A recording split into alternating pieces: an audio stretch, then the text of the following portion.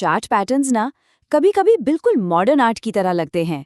अगर समझ में आ गए तो एक शानदार मास्टरपीस, और अगर नहीं आए तो बस कुछ आड़ी तिरछी लाइनें।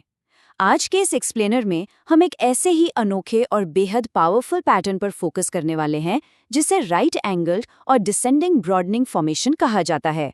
जो लोग मार्केट में छिपे हुए मौकों की तलाश में रहते हैं, उनके लिए ये पैटर्न किसी अचूक टूल से कम नहीं है। तो चलिए इसमें गहराई से उतरते हैं। आगे बढ़ने से पहले जरा इस नंबर पर गौर कीजिए, 55%। ऐतिहासिक डेटा हमें बताता है कि डाउनवर्ड ब्रेकआउट्स के बाद जब कीमत अपने सबसे निचले स्तर पर जाकर बॉटम आउट हो जाती है, तो उसके बाद औसतन 55% का एक शानदार रीबाउंड देखने को मिलता है। सोचिए, अगर आप सही समय पर इस ट्रेंड रिवर्सल को पहचान लें तो ये आपके लिए कितना मूल्यवान हो सकता है। यही वजह है कि चार्ट्स पर इन पैटर्न्स को स्पॉट करना इतना क्रूशियल है। तो आज के हमारे इस एक्सप्लेनर का रोड मैप क्या होने वाला है? हम इसे 4 हिस्सों में बांटेंगे। सबसे पहले हम इस पैटर्न की बनावट को समझेंगे, फिर अपवर्ड और डाउनवर्ड ब्रेकआउट्स के बीच के फर्क को देखेंगे। इसके बाद हम बात करेंगे कि टारगेट प्राइस का सटीक अनुमान कैसे लगाया जाए, और आखिर में उन जरूरी रणनीतियों और जोखिमों पर चर्चा करेंगे जिनसे बचना आपके लिए बहुत जरूरी है। चलिए पहले हिस्से से शुरू करते हैं। आखिर चार्ट पर ये पैटर्न दिखता कैसा है? इमेजिन कीजिए एक मेगाफोन जो थोड़ा सा नीचे की तरफ झुका हुआ है, राइट एंगल्ड और डिसेंडिंग ब्रॉडनिंग फॉर्मेशन कुछ ऐसा ही दिखता है। इसकी सबसे बड़ी पहचान ये है कि इसके ऊपर की तरफ एक बिल्कुल फ्लैट यानी सपाट रेजिस्टेंस लाइन होती है और नीचे की तरफ एक ढलान वाली ट्रेंड लाइन होती है जो लगातार नए लोअर लोज बनाती जाती है। ये बेसिकली एक युद्ध का मैदान है जहां उत्साही बायर्स और बड़े इंस्टीट्यूशनल सेलर्स एक फिक्स्ड प्राइस पॉइंट पर आपस में भिड़ रहे होते हैं। यहाँ इस चार्ट पर नजर डालिए। ये इस पैटर्न को बहुत ही खूबसूरती से दर्शाता है। आप देख सकते हैं कि टॉप बिल्कुल फ्लैट है। ऐसा इसलिए होता है क्योंकि एक खास कीमत पर लगातार सप्लाई आ रही है जो प्राइस को ऊपर जाने से रोक रही है, और वहीं नीचे की तरफ वो ढलान वाली ट्रेंड लाइन हमें बता रही है कि हर बार गिरावट पहले से ज्यादा गहरी हो रही है। यही वो स्ट्रक्चर है जो इस पूरे फॉर्मेशन की नींव रखता है। अब बात करते हैं असली एक्शन की। जब प्राइस आखिरकार इन ट्रेंड लाइंस को तोड़ता है तो क्या होता है? यहाँ हमें मार्केट की साइकोलॉजी यानी मार्केट सेंटिमेंट को समझना होगा। अपवर्ड ब्रेकआउट्स को आमतौर पर शॉर्ट टर्म बुलिश कंटिन्यूएशन का सिग्नल माना जाता है।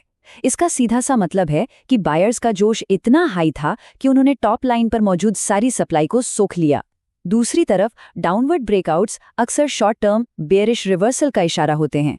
यहाँ सेलर्स हावी हो जाते हैं, डिमांड खत्म हो जाती है और प्राइस निचली लाइन को तोड़कर नीचे गिर जाता है।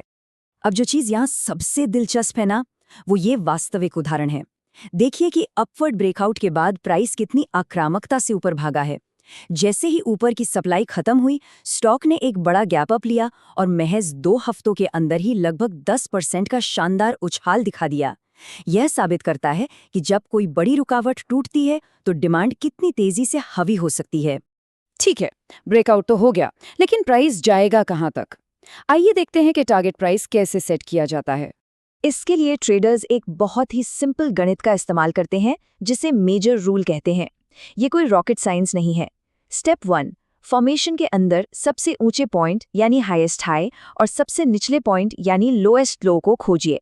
स्टेप 2, इन दोनों के बीच का डिफरेंस निकालिए जो आपको इस पैटर्न की कुल ऊंचाई बता देगा।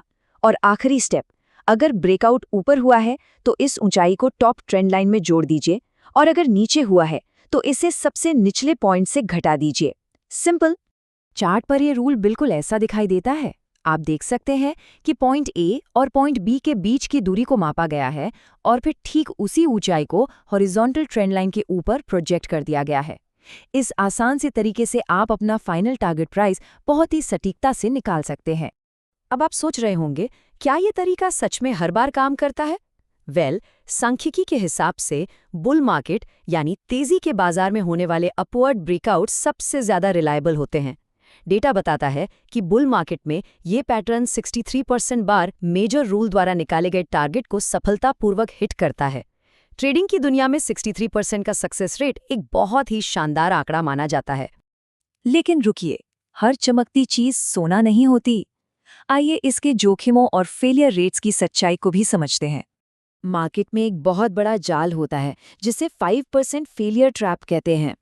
यहाँ देखिए क्या हुआ। प्राइस ने ऊपर की तरफ ब्रेकआउट तो दिया, जिससे लगा कि अब तेजी आएगी, लेकिन 5% से भी कम ऊपर जाने के बाद वो एकदम से पलट गया और तेजी से नीचे गिर गया। अगर आप बिना स्टॉप लॉस के ट्रेड कर रहे हैं तो इस तरह के झूठे ब्रेकआउट्स आपके कैपिटल को भारी नुकसान पहुंचा सकते हैं। और ये डेटा तो आपकी आंखें खोल देगा। जैसे जैसे आप बड़े मुनाफे की उम्मीद करते हैं, फेल होने के चांसेस तेजी से बढ़ते हैं। उदाहरण के लिए, अगर आप 25% के बड़े मूव का टारगेट लेकर चल रहे हैं, तो पैटर्न के फेल होने की संभावना 70% के भी पार चली जाती है। इसका सीधा सा मतलब है कि मार्केट को बहुत ज्यादा बड़े और महत्वाकांक्षी टारगेट्स तक पहुंचने में काफी संघर्ष करना पड़ता है। लालच यहाँ भारी पड़ सकता है। तो इन सब बातों को ध्यान में रखते हुए हमारा गेम प्लान क्या होना चाहिए? पहला रूल, कभी भी जल्दबाजी न करें।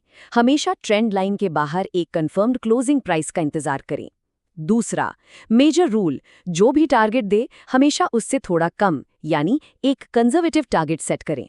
तीसरा, हमेशा मार्केट के मेन ट्रेंड के साथ चलें।